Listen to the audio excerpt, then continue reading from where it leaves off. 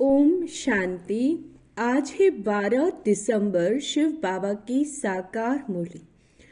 आज मीठे बाबा कहते हैं, मीठे बच्चे, ये पढ़ाई जो बाप पढ़ाते हैं इसमें अतः कमाई है, इसीलिए पढ़ाई अच्छी रीति पढ़ते रहो, लिंक कभी ना टूटे।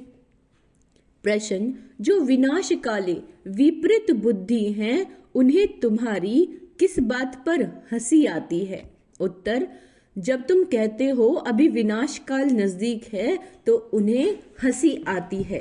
तुम जानते हो बाप यहाँ बैठे तो नहीं रहेंगे, बाप की ड्यूटी है पावन बनाना। क्या है बाबा की ड्यूटी? हम बच्चों को पावन बनाना। जब पावन बन जाएंगे तो ये पुरानी दुनिया विनाश होगी और नई आएगी। ये लड़ाई है ही विनाश के लिए। तुम देवता बनते हो तो इस कलयुगी छीछी सृष्टि पर आ नहीं सकते। ओम शांति। रूहानी बाप बैठ रूहानी बच्चों को समझाते हैं। बच्चे समझते हैं हम बहुत बेसमझ बन गए थे, माया रावण ने बेसमझ बना दिया था। यह भी बच्चे समझते हैं कि बाप को जरूर आना ही है, जबकि नई सृष्टि स्थापन होनी है। त्रिमूर्ति का चित्र भी है, ब्रह्मा द्वारा स्थापना, विष्णु द्वारा पालना, शंकर द्वारा विनाश। क्योंकि करण करावनहार तो बाप है ना, एक ही है जो करता है और कराता है। पहले किसका नाम आएगा? जो करता है, फिर जिस द्वारा कराते हैं। करण करावनहार कहा जाता है ना, ब्रह्मा द्वारा नई दुनिया की स्थापना कराते हैं। यह भी बच्चे जानते हैं, हमारी जो नई दुनिया है जो हम स्थापन कर रहे हैं, इसका नाम है देवी देवताओं की दुनिया। सतयुग में ही देवी देवता होते हैं, किसी और को देवी देवता नहीं कहा जाता। वहाँ मनुष्य होते नहीं, है ही एक देवी देवता धर्म, दूसरा कोई धर्म ही नहीं। अभी तुम बच्चे स्मृति में आए हो कि बरोबर हम देवी देवता थे। निशानियां भी हैं, इस्लामी, बौद्धी, क्रिश्चियन आदि सबकी अपनी अपनी निशानी है। अच्छा, हमारा जब राज्य था तो और कोई राज्य नहीं था, अभी फिर और सब धर्म है, हमारा देवता धर्म है नहीं। गीता में अक्षर बड़े अच्छे अच्छे हैं, परंतु कोई समझ नहीं सकते। बाप कहते हैं, विनाश काले विपरीत बुद्धि और विनाश काले प्रीत बुद्धि। विनाश तो इस समय ही होना है। बाप आते भी हैं संगम युग पर, जबकि चेंज होती है। बाप तुम बच्चों को बदले में सब कुछ नया देते हैं। वे सोनार भी हैं, धोबी भी हैं, बड़ा व्यापारी भी हैं। विरला ही कोई बाप से व्यापार करे। इस व्यापार में तो अतः फायदा है, पढ़ाई में फायदा बहुत होता है। महिमा भी की जाती है कि पढ़ाई कम है, वह भी जन्म जन्मांतर के लिए कमाई। तो ऐसी पढ़ाई अच्छी रीति पढ़नी चाहिए ना। और पढ़ाता भी बहुत सहज हूँ, सिर्फ एक हफ्ता समझकर फिर भल कहीं भी चले जाओ, तुम्हारे पास पढ़ाई आती रहेगी, अर्थात मुरली मिलती रहेगी, तो फिर कभी लिंक नहीं टूटेगी। यह है आत्माओं की परमात्मा के साथ लिंक। गीता में भी यह अक्षर है, विनाश काले विपरीत बुद्धि विनश्यन्ति और प्रीत बुद्धि विजयन्ति। जिन्हें बाबा पर निश्चय है उनकी विजय। तुम जानते हो इस समय मनुष्य एक दो को काटते मारते रहते हैं। इन जैसा क्रोध व विकार और कोई में होता नहीं। यह भी गायन है, द्रौपदी ने पुकारा। बाप ने समझाया, तुम सब द्रौपदियां हो। भगवानुवाच्य बाप कहते हैं, बच्चे अब विकार में नहीं जाओ, मैं तुमको स्वर्ग में ले चलता हूँ, तुम सिर्फ मुझ बाप को याद करो। अब विनाश काल है ना, किसी की भी सुनते नहीं, लड़ते ही रहते हैं। कितना उनको कहते हैं शांत रहो, परंतु शांत रहते नहीं। अपने बच्चों आदि से बिछड़कर लड़ाई के मैदान में जाते हैं। कितने मनुष्य मरते ही रहते हैं। बाबा कहते, मनुष्यों की कोई वैल्यू नहीं, अगर वैल्यू है, महिमा है, तो इन देवी देवताओं की। अभी तुम ये बनने का पुरुषार्थ कर रहे हो। तुम्हारी महिमा वास्तव में इन देवताओं से भी जायजती है। तुमको अभी बाप पढ़ा रहे हैं। कितनी उच्च पढ़ाई है। पढ़ने वाले बहुत जन्मों के अंत में बिल्कुल ही तमो प्रधान है। मैं तो सदैव सतो प्रधान ही हूँ। बाप कहते हैं, मैं तुम बच्चों का ओबीडियंट सर्वेंट बनकर आया हूँ। विचार करो, हम कितने चीची बन गए हैं। बाप ही हमको वाह वाह बनाते हैं। भगवान बैठ मनुष्यों को पढ़ाकर कितना उच्च बनाते हैं। बाप खुद कहते हैं, मैं बहुत जन्मों के अंत में तुम सबको तमो प्रधान से सतो प्रधान बनाने आया हूँ। अभी तुमको पढ़ा रहा हूँ। बाप कहते हैं, मैंने तुमको स्वर्गवासी बनाया, फिर तुम नरकवासी कैसे बने? किसने बनाया? गायन भी है, विनाश काले विपरीत बुद्धि विनश्यन्ति, प्रीत बुद्धि विजयंती। फिर जितना जितना प्रीत बुद्धि रहेंगे अर्थात बहुत याद करेंगे, उतना तुम्हारा ही फायदा है। लड़ाई का मैदान है ना, कोई भी यह नहीं जानते कि गीता में कौन सी युद्ध बताई। उन्होंने तो फिर कौरवों और पांडवों की युद्ध दिखाई। कौरव संप्रदाय, पांडव संप्रदाय भी है, परंतु युद्ध तो कोई है नहीं।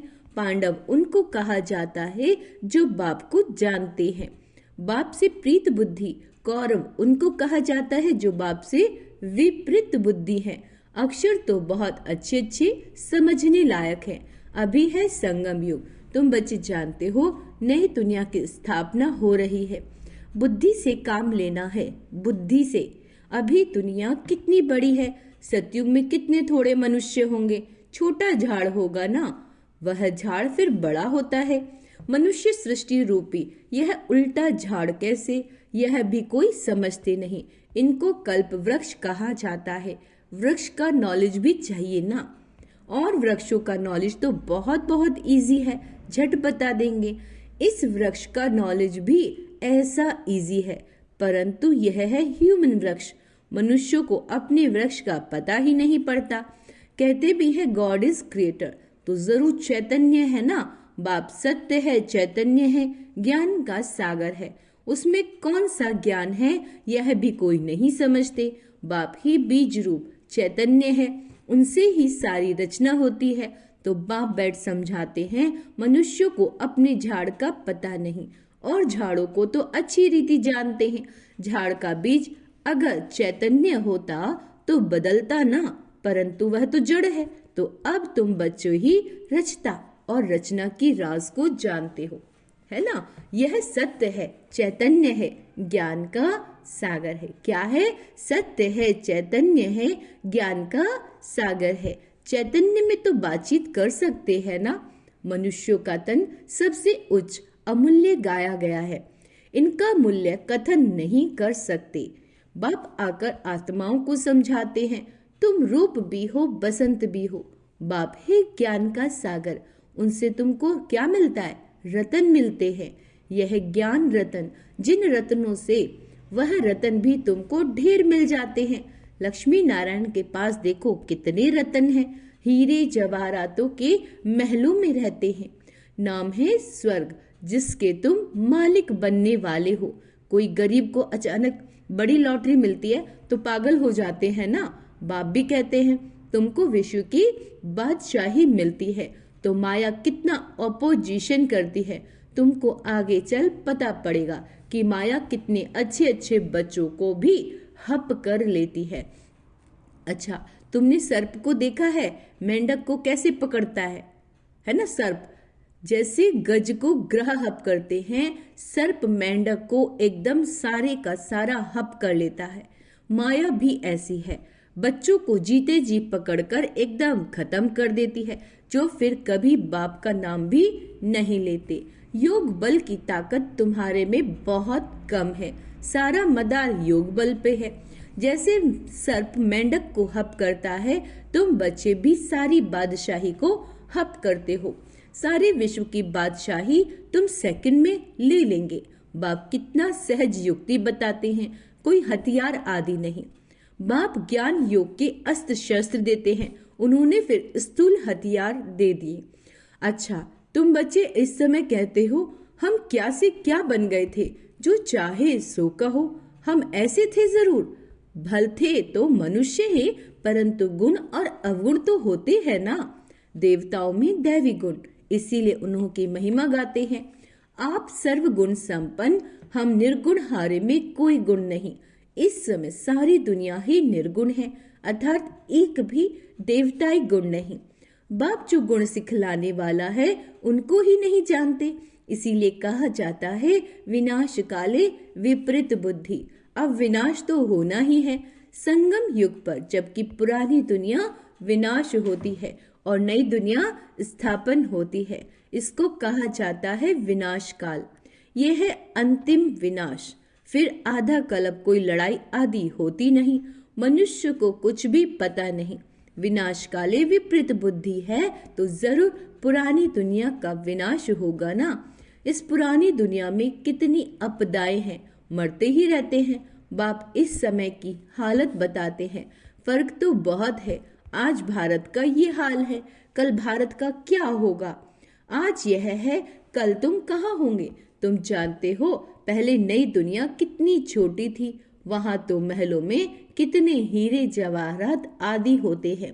भक्ति मार्ग में भी तुम्हारा मंदिर कोई कम थोड़े ही होता है। सिर्फ कोई एक सोमनाथ का मंदिर थोड़े ही होगा, एक कोई बनाएगा तो उनको देख और भी बनाएंगे। एक सोमनाथ मंदिर से देखो कितना लूटा है, फिर बैठ अपना यादगार बना लिया।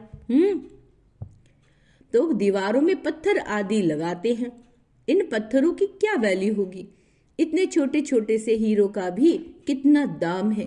बाबा जौहरी था, एक रत्ती का हीरा होता है 90 रुपए रत्ती। अभी तो उसकी कीमत हजारों रुपए है, मिलते भी नहीं, बहुत वैल्यू बढ़ गई है। इस समय विलायत आदि तरफ धन बहुत है, परंतु सतयुग के आगे ये कुछ भी नहीं। अब बाप कहते विनाश काले विपरीत बुद्धि। तुम कहते हो विनाश समीप है तो मनुष्य हंसते हैं। बाप कहते हैं मैं कितना समय बैठा रहूंगा, मुझे कोई यहाँ मजा आता है क्या। मैं तो न सुखी हूँ न दुखी होता हूँ, मेरे ऊपर तो ड्यूटी है पावन बनाने की। तुम यह थे, अब यह बन गए हो, फिर तुमको ऐसा उच्च बनाता हूँ। तुम जानते हो हम फिर वह बनने वाले हैं। अब तुमको ये समझ आई, हम इस दैवी घराने के भांति थे, राजाई थी, फिर ऐसे अपनी राजाई गवाई, फिर और आने लगे। अब यह चक्र पूरा होता है। अभी तुम समझते हो लाखों वर्ष की तो बात ही नहीं, ये लड़ाई है ही विनाश की। उस तरफ तो बहुत आराम से मरेंगे, कोई तकलीफ नहीं होगी, हॉस्पिटल आदि ही नहीं होंगे, कौन बैठ सेवा करेंगे और रोएंगे। वहां तो यह रस्म ही नहीं, उन्हों की मौत सहज होती है।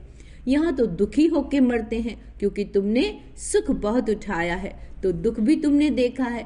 खून की नदी यहाँ ही बहेगी।